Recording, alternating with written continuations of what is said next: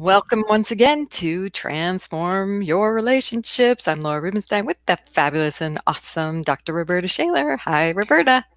Hello, fabulous and awesome Laura Rubenstein. So fun to be here every other week talking about those touchy subjects. Well, it is, and right now in our world, it's just touchy everywhere. Like if you go to your television, although I don't have cable, you go to your television, you go to Facebook, you look at news, you do whatever. It's all very touchy because people are hurting, people have a higher level of anxiety. People are being outside affected by the energy of what's going on in the world. Oh, so many levels of feeling going on, and they're all about unrest. And, there's that sense of lack of control, like especially with the virus, right? And so that Mhm. puts us on edge. What can we control in our lives? And then there's people with differing opinions and what about that? How come we can't get along? How can we agree to disagree kind of thing? If we do, and not take things so personally, or be more considerate of how we say things. There's all these different dimensions. Yeah, there are, and sometimes it's a pain in your heart when you look on your Facebook feed and somebody that you really thought you liked has a totally different view than yours, and you're kind of incredulous, like, "Really? Did you just share that? I had no idea that you would do that," right? And it can be something just as straightforward as that, like, you're just sitting there and all of a sudden you're shocked. Like, Hmm. I had a friend who did something that was, to me, so out of character what he put online, and I was shocked. I just, like, so I wrote back and I said to him, "Really?" And and his response was, "Really what? That's how I feel." Okay. But, wow, I felt it. I And you felt it. are you finding people putting things on that are hurtful, like intentionally? Well, in this case, it was just that he had a very strong and opposite opinion to mine, Mm. and I didn't think that. But yes, there are many offensive things. There are things that are people don't seem to care. Here's something that happened yesterday that really, really drove it home for me.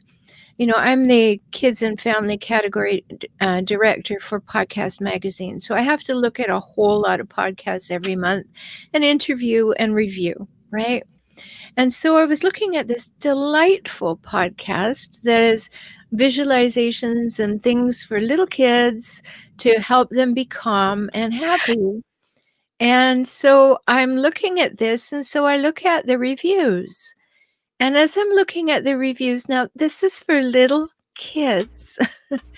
People have allowed their children to write reviews that are totally rude, totally rude. "I think you're a horrible person, and this is a bad podcast," from somebody who's 9 years old. Now, come on, what's going on in our world, you know? They were horrible. That was mild compared to some of them, and they were written by children. Mm. That Very bothered sad. me, Laura. Very sad. Mhm. Like, yes, we probably can't monitor everything that children are doing, but what have we taught them that in an anonymous situation, you can go online and just say anything in the ugliest way possible, and it's okay, and you're 9 years old? Yeah. It's one thing to think things, it's one thing to speak things in confidence, and then it's another thing to say hurtful things. Like, what's the point? What is the point of that? And it sounds like it's almost just a way of venting, and venting in public is not really useful. It's hurtful. It perpetuates that throughout the generations, like you're seeing, and Mhm. it doesn't resolve anything. It just it festers a problem. So I think a lot of anger just being spewed out isn't productive. Um, No. Well, And we talk and about just that all the time yeah, well, here. we do, but, in this case, we're looking at little children who have an opinion about a podcast, and instead of saying, "For me, I would have liked it if there was more music." No, "You're a nasty person and I hate your podcast." What? That's bullying at a little Yeah. person's level, you Yeah, know? so if 9-year-olds are doing this, um, what's happening in our world? Like, who's having conversations around their dinner table or in their home that says you can go in anonymously because you don't know that person, not even think, would you say that to their face? Would that And be they might. okay? It seems like today anything's possible, but what we're not teaching our families are how do we build bridges? Can we, like, instead of building burning bridges, why don't we build bridges? Why don't we learn to get along, right? Well, yes, I think back, 25 years ago, and I was the acting principal of a school for at-risk teens. And I used a lot of music and we wrote poetry anthologies. We did all kinds of things to keep the kids engaged, and it was wonderful. We went from totally disengaged kids who never came to kids who never left. And we did a musical called Can't We All Just Get Along? And they went around to all the senior centers and everything and put on this musical. And it was life-changing because we had to talk about all that stuff. Like, why don't we get along? What makes us different than each other? Recently, racism, like the color of our skin or where we were born makes us different but interesting to one another, not different and oh, shunning to one another. I have friends of every possible combination, I think. I don't think about that. I was raised in a community where everybody was a melting pot in Canada. I mean, it really was a melting pot, and yes, there's racism in Canada. Of course, there's racism everywhere, but when I was raised, everybody was different. In my class, there was everyone but Black people because there weren't many Black people in Canada. But everybody else, there were Chinese and Japanese and Taiwanese and indigenous people and people from Europe and people from all over. And we just all played together and never thought of anything because children aren't born racist. No, we aren't So born racist. We're given those ideas through the system, through our cultural conversations, and things are unbiased things that are unconscious things that are biased that just exist. And we need to become conscious of that so that we can't be colorblind. We have to recognize there is this bias going on, and we have to see each other for who we are. In fact, I was on a call yesterday where, we were talking with people of all colors, and indigenous people, Black people, um, Asian American people, and they're saying, if you don't recognize my color, you're not seeing a part of me. exactly, like, it's like if you don't notice what color hair I have, you're missing a part of me. Yeah. It's just that's who we are, and we're different from one another. We have different skin tones, even if we all classify ourselves as white. We have different hair, we have different eye color, we have all kinds of differences. But what is it that makes this line that all of a sudden difference is wrong, difference is scary? Because I think this whole racism thing comes from fear. For years I worked on an anti-racism committee in British Columbia, and what are we afraid of? What viscerally are we afraid of? That someone is different than us? It is like so prevalent in some places, and that's just sad. So we're seeing a whole lot of things that make our heart hurt. Like yesterday, I had put on Facebook a graphic of what kind of damage, psychological damage it does when there is racism, like to the person who experiences the racism. And one of my friends who is Black, she wrote and she said, "This makes my heart hurt." You know what? And there's psychological damage to all of us when there's Yes, racism. Like, yes, if I have this unconscious bias and there's this in my and we're not all equal in the system, then I'm not equal. You know, I have to tiptoe around. Why do we have this is a question to kind of like say, okay, why, how can we engage in more positive interactions? It's by, I think you're kind of hitting it on the nail, because we're afraid because we don't know each other well enough. mhm. So this is an opportunity to reach out to our brothers and sisters of different colors and get to know each other. Like, why not? It's, Yeah, you well, have the perfect excuse now, right? It's like, hey, I just wanted to reach out because I don't know you, and I thought it would be a wise idea to get to know you. yeah, exactly, and there was a woman from New Media Summit that I met there in March, and she's Black, and she put something on Facebook and or African American, whichever they're preferring to say, and she said, you know, "Do you know any people of color? Sit down and have a conversation with them." And I wrote back and I said, "Yes, I do, and I have." And she sent me this big love emoji. Yeah, now let's go do it with another person and another Yeah. person and another person, right? Exactly, because why are we not curious about each other rather than fearful about each other? I just watched a TED Talk, and I don't remember the woman's name, but she just did that. She said, "Get curious, you know, be like a little kid, but in the positive way. Tell me about you. Tell me about your life. Tell me about what I don't know that you think is important that I know." And if we get blowback, like, now you want to know, we have to take it. And just Yeah, go keep, the advice from a friend of mine who is, but let's talk about the African American versus Black naming, because I don't think we should dance around that. But she's Black, and she says, you know what?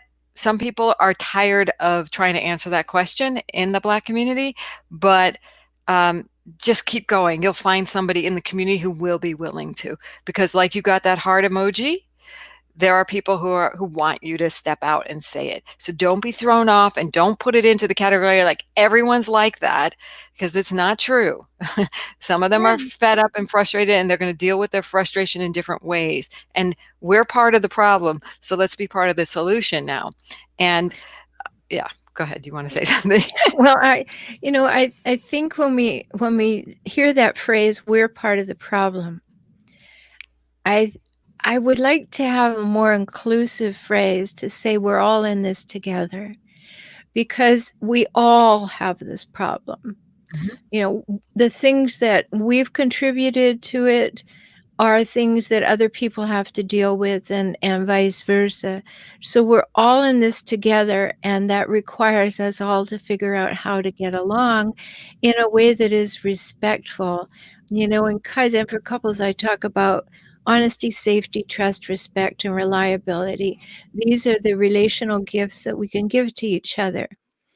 Well, that's just not in a romantic relationship. You know, and I've talked before with you about the 3 hallmarks of a healthy relationship for between adults: equality, reciprocity, and mutuality. What's the first one? You know, a healthy relationship is equal. I'm equally interested in you. I hope you're equally interested in me. Let's have a dialogue. You know, I hurt when you hurt. I'm interested in your ideas. There's equality and equity in that, and that's healthy.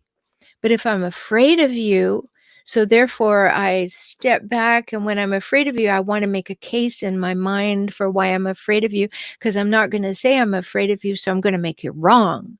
And then if I make that case, and that, yeah, then I can have an edge to me, and I can, stamp that out every time it pops up. And then we get entrenched situations. We get positions that are entrenched. And now every person gets tarred with that brush. Every time I see a person who behaves that way, now all people like that or that way. and the question is, look in the mirror. Would you like someone to say, the fact that it was a white police officer that killed George Floyd? Would you like someone to look at you and say, "You probably have that in you too, because 'cause you're white"?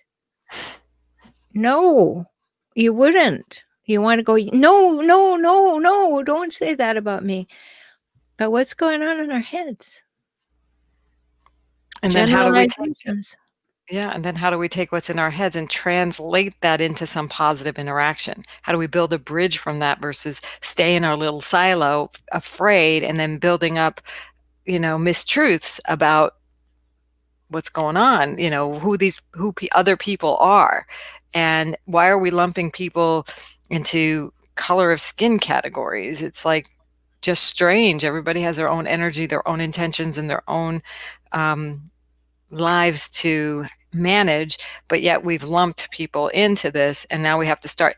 I think the process of reaching out is about kind of making a disparate connection between disassociating the connection of whatever we were thinking.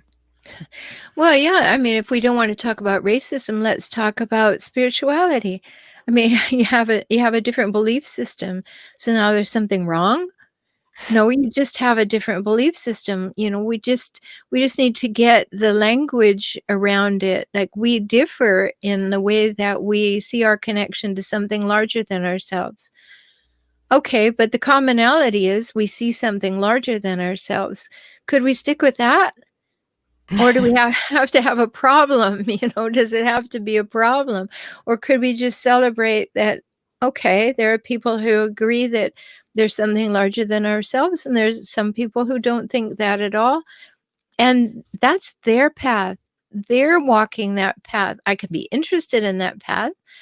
Maybe they can contribute something to my thinking, but do I have to be afraid of talking to them and make them wrong? No. You don't. You can entertain a conversation safely. And like you said earlier, I mean, every now and again you're gonna meet somebody who's, ranting and they're not listening, and you just have to go, "Oh, that one's not listening. Okay, moving on." Instead of, "No, none of them listen," you know? Yeah. It's when it devolves to violence that it gets scary, and then we create these memes and these patterns. So I think we need to create patterns of finding what we have in common, like you just exemplified beautifully with seeking what can we agree on? What is our similarities? And if there are differences, we may agree to disagree on, or just privately agree to disagree on that, saying, "Oh, that's interesting," right? And then it just focus on the commonalities. The more we do Mhm. that, the more we bring people together and we see their humanity. I was listening to a story about how does change happen in the brain. And it only happens when you see some things from another person's point of view. Mhm. And that's how people convert to different religions. That's how people get over their racism. It's like when you have an experience of something for yourself that's contrary to what you believe, that you can begin to open up your thinking. And why not Yeah. expand your horizons? It's not going to hurt. It is not going to physically harm you to do that, typically. No, and what's this deal, like, if you know a person of another race and you know them, you belong to a group, you do business with them, whatever, how come you don't generalize that experience to all people who are of that race? Like, "Oh, they could be my friends too, or my colleague," or whatever. And I just wanted to touch on your use of the word violence. You know, this is a big deal, and I did a podcast on it the other day because violence is defined in the Cambridge Dictionary as the intent to hurt someone else. The intent to hurt someone else. And so I posted on my Facebook page, the Relationship Help Doctor page, a graphic from Isaac Asimov, and he said, "Violence is the last resort of the incompetent." Violence is the last resort of the incompetent. Let that sink in, as everyone says on Facebook. Because if you recognize that you can have a whole lot of communication skills, you can have conflict management skills, you can add to your entire skill set, change your mindset, do all kinds of things to not devolve into violence, to not have the intention to hurt another human or a dog or an animal or the planet. um, we do not have to devolve into that. And that's a choice that we make, like, no. I had a mother who was racist, racist. I mean, she would go to the school board and with a placard outside. I'm from Canada, so we have 2 languages in Canada, and my mother would have she was a card-carrying member of an organization who only wanted English in Canada, and so she would walk up and down with her placard like, "No, we don't need to have French language. We shouldn't have other people from other countries here." Like, is there any question about why I ended up being, on the provincial board for anti-racism? Like, that just offended me on every level that my mother was out there doing that.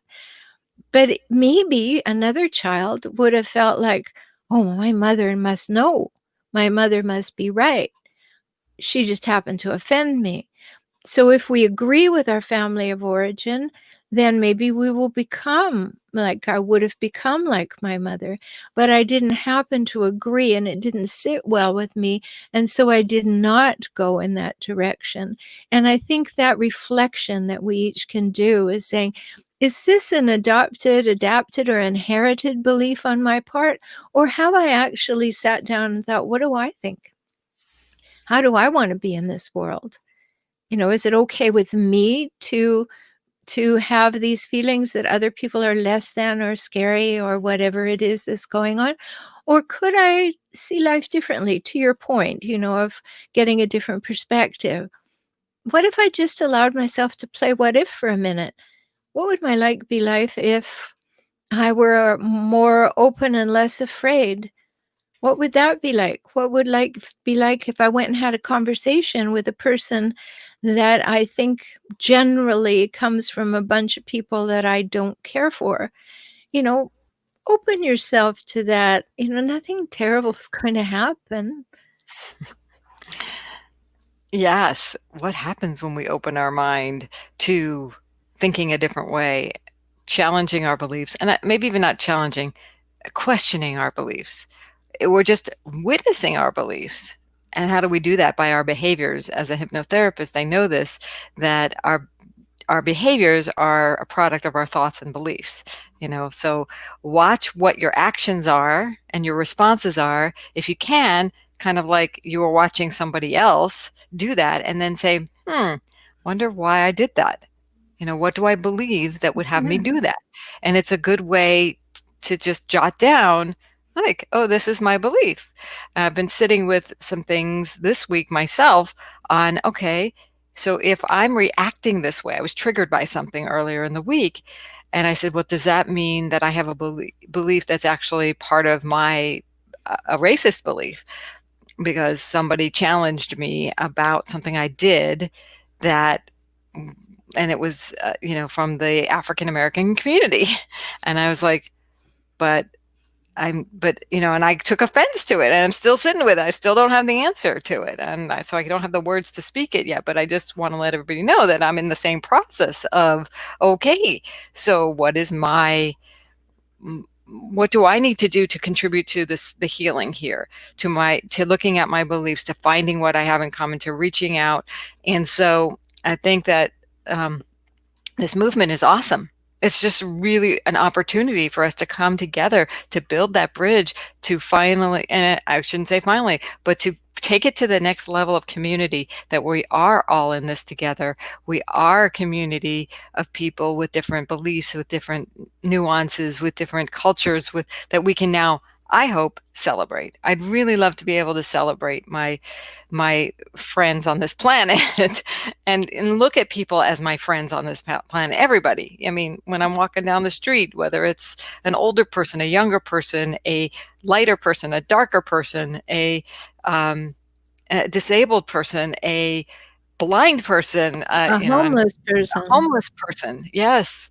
Can we be a little bit more compassionate in our glances and actually give them a glance without a dismay?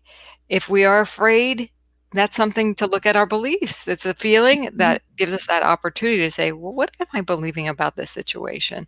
So, really important. I don't know that we have like the answer, but we have the conversation here to be able to bring people together. So, if you want to be brought together, let's reach out. Let's just say, give each other some positive energy in whatever way that, if you can only look at somebody for a second longer and see them in their fullness, in their humanity, and grace them with that, that may be just enough for today. Mhm. Be interested, be curious, be open. You mentioned old people. One of the things that I notice, and everybody can notice, is do you laugh at jokes about old people that are graphics on Facebook? Like, I just am kind of dismayed, and I usually comment when somebody makes a joke as though every person over the age of 70 is technologically challenged. It's just not the case, it's just not the case, and yet people make jokes about it all the time. Grandma. Do you know there are grandmothers who are 40 years old? When are we gonna get our heads around the fact that when you say grandma, it doesn't mean some grandma image that you have from a grandma from the 1970s. I mean, it is a whole different world. Challenge your beliefs. Another way that you can figure things out and do it in the privacy of your own car is notice what you're thinking when you're driving. Like, I happen to have really fast reflexes, so when I leave a stop sign or whatever, a light, I'm usually way ahead of people. And it's not like I floored it or anything. I'm just way ahead. But I can watch who is bothered by that because they'll come screaming up past me, and try and get in front of me. And you start to look at, whoa, um, what's going on with that person? I think, oh, wow, maybe you really have a lot of anxiety in your life that something as simple as that gives you a sense of power that now you're ahead of me, and watch your reaction to that. Like, is it like, "Oh, I'm gonna get you at the next stop sign," or is it like, "Oh, I guess that startled them or that challenged them or that did something. Was that my intention? Did I intend to screech out of that light? No, I never do, but I just happen to have very fast reflexes, and so just watch how you're driving, watch the conversation in your head. What are you calling those drivers ahead of you? What just Well, watch. It gives you a complete picture of how you're viewing other humans in the privacy of your own head. what you're kind of alluding to is, how are you de-escalating things in your own life? Because if somebody took offense to that and, oh, I'm going to show you, okay, then are you going to escalate it or are you going to de-escalate it, right? Right. So let's all do some de-escalation when we accidentally trigger somebody, or we, like, how a great question is, how can I de-escalate anything? Like, what's going on in the world now? And at the very minimum, how could I not escalate it, right? So we want to Mhm. be a healing force, and we want to bring people together, and we hope you're with us. And I wanted to give a couple of shout outs to people who are giving us that love, to like Lisa, Garly Dahl, and Daniel, and Patrick Hendricks said hi. Hi, Patrick. So Hi, we're Patrick. happy you're here and joining us today, because this is what it is. We're here together. We want to, like, don't we all, now, maybe I'm like so Pollyanna in this, and I'm not really a Pollyanna person, but people can see me as that, but don't we all really want the same things? We want a safe world. We want healthy air to breathe. We want clean water to drink. We don't want to be we want to be live in safe neighborhoods. Don't we all want that? Every single person? Like, isn't there that similarity? And can we come from that assumption that we all want this safe, healthy, community type of world to live in? And if we assume that about each other, do we interact with each other in different ways? Mhm. You know, a long time ago in the '80s, I think it was published, Jerry Jampolsky wrote a book called Love is Letting Go of Fear. Well, which side of that spectrum do you wanna be on, the love side or the fear side? And where do you think you'll find the least anxiety? Where do you think you'll find the most peace and the least stress? These are things we can figure out for ourselves, and then when we figure that out, then we can say, "How do my behaviors demonstrate that that's my belief?" You know, like you were talking about behaviors coming from thoughts and beliefs. If I believe that I deserve to not live in an anxious, stressful situation, then let me start by looking inside and seeing where am I creating anxiety and stress within myself by my thoughts, by my attitudes, by my pre-programmed, perhaps, responses to certain situations. Maybe I could change that. You know, it's important for us to recognize how much power we have. Like, on my personal profile on Facebook, I I have in the header, you know, that we have so much personal power because we can choose our attitudes, we can choose our beliefs, we can choose our behaviors, we can choose our thoughts, and from that, we will change our feelings, and that will allow us to change our responses, and be that powerful. Be that Mm, powerful. Don't be a reactive to everything that happens, you know, be powerful, be open, be present. You know, you can just be there. You don't have to be leaning in and you don't have to be running away from, but you can be present. mm. I like to say, use your superpowers for good, you know? And this phrase, love is letting go of fear, in this book by Gerald Jampolsky, was one of my transformational go to, okay, I'm dating myself, but tapes that I used to listen to in my car. Yeah. Back in the 90s, I wore those tapes out, but when I first heard them, I was able to finally have a way to address my fear because I wanted love more than I wanted fear. But Exactly. fear is very, very, very strong, and I think we're dealing with a nation in fear and a world in fear, and it is as smart as we are. It's just a part of us, right? Just as, like, the loving side of us and a fear side of us, but it's as smart as us, and it's as spiritual as us, and it's as clever as us, and it kind of takes over the brain and its logic. And but it's the only tool it has to getting what you want. And it wants everything that I just said. It wants this peaceful, it wants this safe world. It wants, stuff like that, to healthy water, but the only tactic it has is fear. So we have to somehow talk to our fear. At least I had to talk to my fear and say, you know what? I know you want the best for me. And this tactic that you have is not going to get us there right now. So can you trust me to do something else and think in a different way?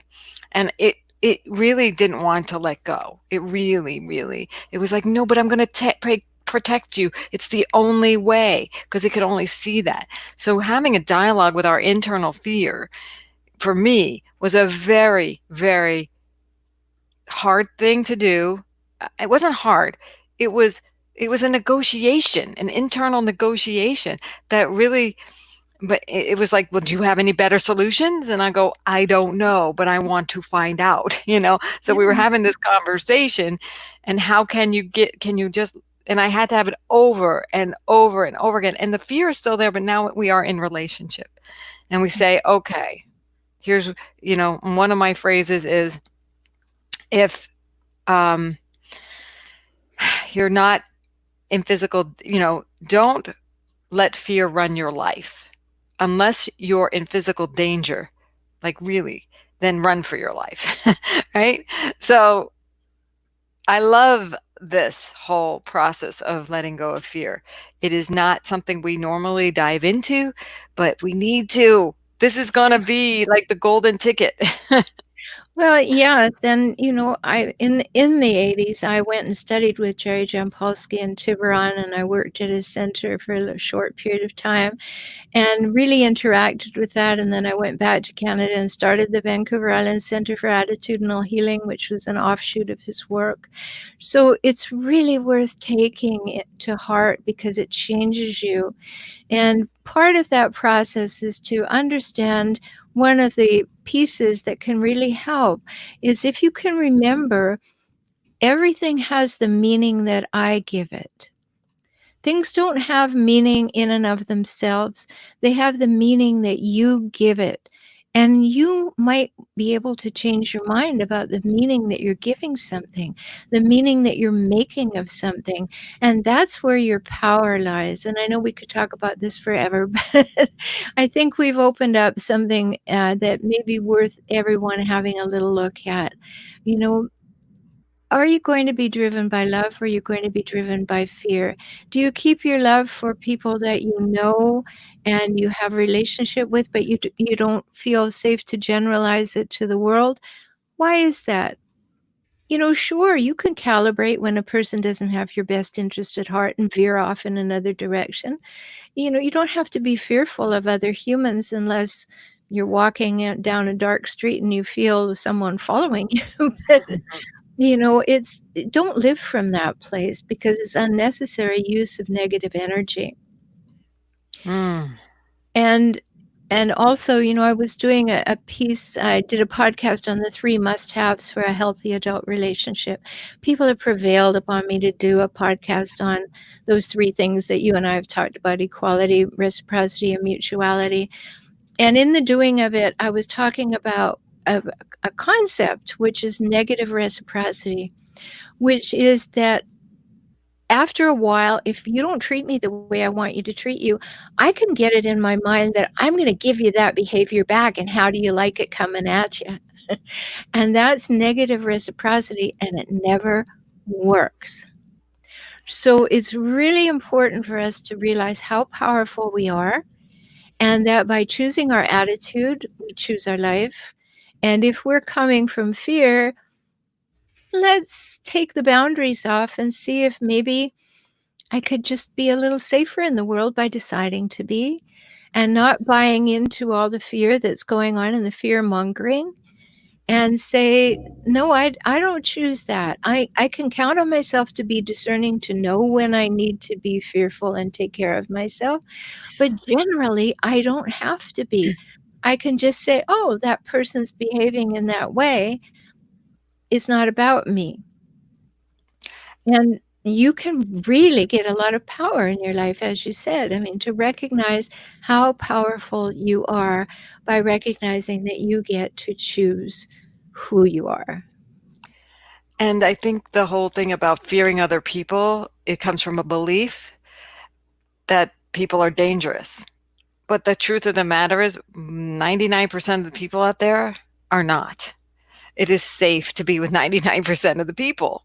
And so, do we go in fear for the 1%, or do we learn to recognize, like you said, who those people are and go in a different direction, but stay in a new belief that most of the world are good, good, safe people to be around in general. They may not be your type cup of tea, that is fine.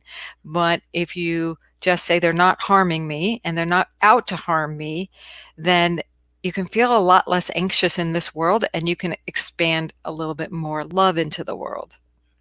Absolutely. And then more people become more loving in the world. And And let's be one create of them. and by becoming one of them, when creating that ripple effect, even if it's just like we said, gracing them with one more second of your a stare, not a stare, but a glance, a loving glance, A right? smile Smile. Well, it's a little hard to do sometimes with with a the masks mask. on. So we Well, need to get masks with smiles on them. I said to someone in the store last night, I said, "I just realized you don't know I'm smiling at you." And he said, "Yes, I can. Your eyes are smiling." Mhm. So let's remember that. Can see a little bit of the smile with the eyes as so you actually have to do it a little bit harder. And they'll, and then we can, definitely work towards, like we were talking, de-escalating our responses so that we can de-escalate situations, expand more love into the world, and use our superpowers for good and not out of fear, but out of love. So thank you for bringing up Gerald John Polsky. I think he's just, he leaves a great legacy for us all, and for continuing his work is just profound. So another rich conversation, Roberta. Yes, yes. I'm so glad people joined us, and if you're listening to this in the replay, know that we do respond to your comments under the video, so feel free to make a comment and let us know what you're thinking or if you have a question. And we're here. We're here every 2 weeks for you to bring up something new to think about and to have us think about too, to get ready for you, and we'd love to know what your responses are. And we're here on our respective websites. We are. There we are. Yeah. Thank you, everyone. Mwah. Bye-bye.